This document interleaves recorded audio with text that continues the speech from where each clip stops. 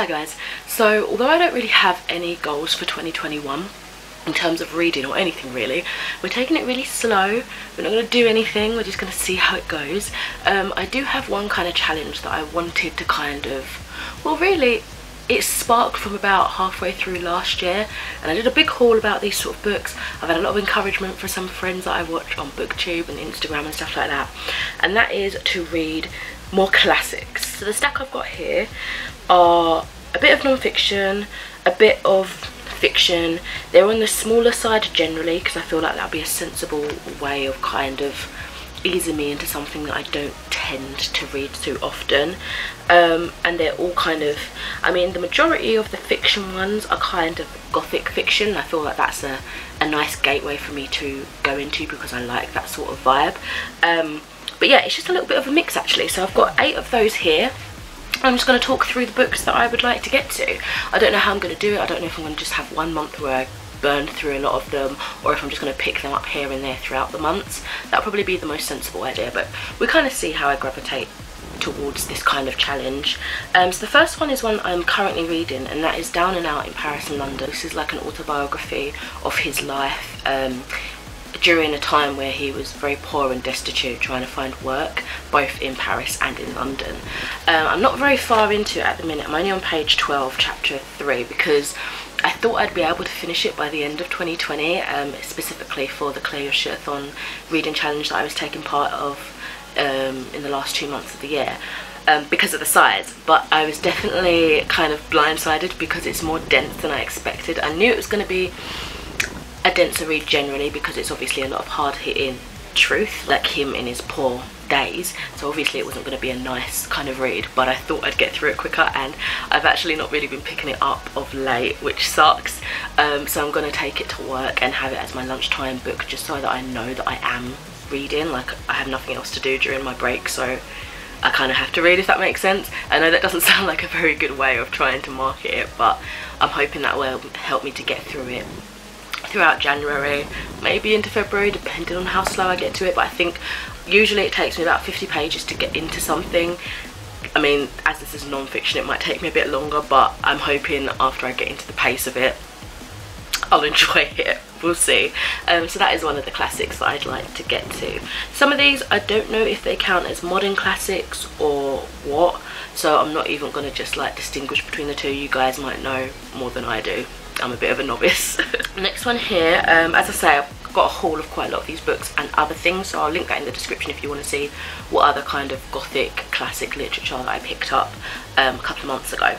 But the next one here is one that I've been wanting to read for years, and I finally got hold of a copy of it, and that is The Picture of Dorian Gray by Oscar Wilde. I feel like this is almost like a cult classic favourite that a lot of people know about. It kind of has one of those bases throughout many different movies and stuff. They always, a lot of things have a nod to this story, I feel, but I've never read the source material, and it's something that interests me.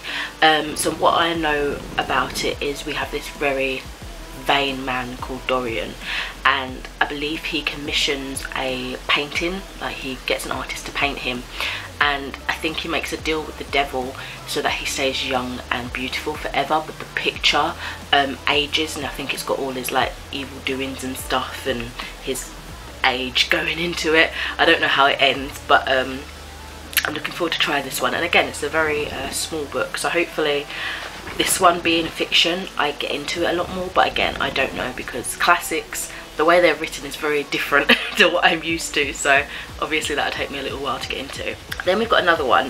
This one is a book that I was hoping to read during October, but then I got confused because I saw that it was part of a series, and then I did some digging and research, and apparently you don't really have to read anything, because I think this is technically a sequel, but the first book follows complete different characters and they don't really match up.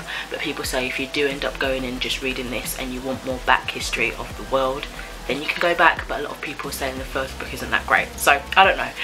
But that is Ray Bradbury's Something Wicked This Way Comes, and this is I love this edition. First of all, this is one of the Fantasy Masterworks editions, and from what I know about this is 2 friends, I think they go to like a circus or like a fair or something, and I'm pretty sure they stumble on some dark sort of magic or whatever. Yeah, as 2 boys trembling on the brink of manhood, that sentence really freaks me out, I don't know why. Set out to explore the mysteries of the dark carnivals, smoke mazes and mirrors. They will also discover the true price of innermost wishes. So it sounds kind of eerie. I'm excited to see how I find that one. One that's been on multiple TBRs that I really do need to get to, and I just have this mental block at this point now of not getting to it. I don't know why, I just have too many things in my head that's stopping me from getting to it. But that is The Colour Purple by Alice Walker. So I'm not even going to go into depth into this one because I kind of just want to go into it not knowing a lot.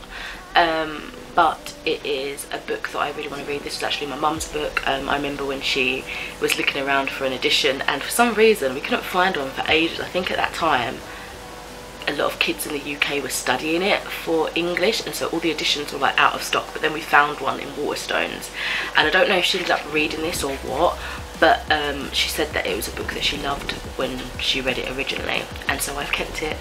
And yeah, I don't know. I don't know if that's like a block in my head as well. Like, I don't want to potentially not like the book that my mum had raved about before. But yeah, I think that might be a bit of a block too. But yeah, this is one that I really do need to read. And then we've got another, like an OG Gothic literature classic. And I feel like I have read it before, but I don't know now if I was just reading, because I remember I read this vampire book. You might guess what I'm talking about now.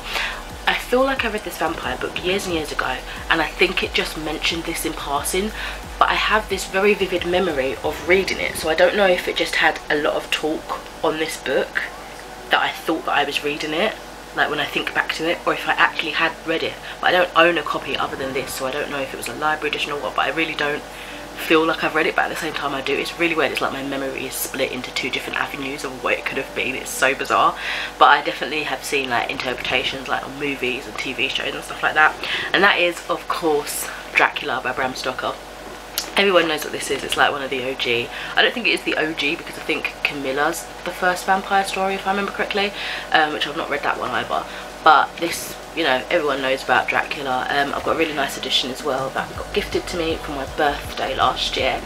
And yeah, it says, a chilling masterpiece of the horror genre, Dracula illuminates the dark corners of Victorian sexuality.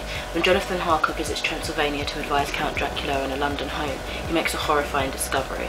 Soon afterwards, a number of disturbing incidents unfold in England. An unmanned ship is wrecked at Whitby, strange puncture marks appear in a young woman's neck, and the inmate of a lunatic asylum raves about the arrival of his master while a determined group of adversaries prepares to face the terrifying Count. So yeah, it's one of those stories where I feel like I know it, but I haven't read it, I think. This one, again, I'm going in not knowing what it's about, but I feel like I did something about it.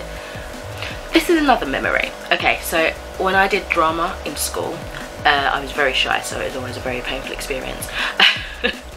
I swear I did something about Beowulf by Seamus Heaney.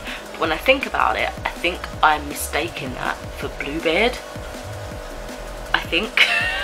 So I don't actually know what this is about, because when I think of this, I'm thinking of Bluebeard, I think.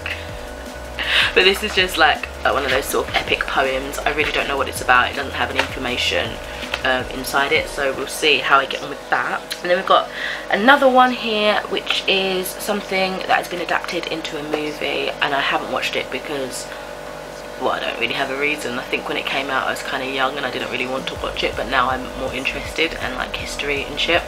And that is 12 Years a Slave, A True Story by Solomon Northup. This one again was my mum's copy of the book, and I think she enjoyed the story. Well, not enjoyed it, but it meant a lot to her.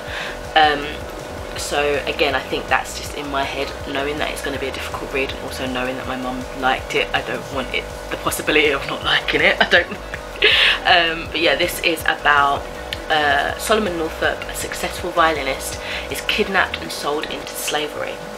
He's taken from his family in New York State and forced to work on the cotton plantations in the Deep South. He spends the next 12 years in captivity until his eventual escape.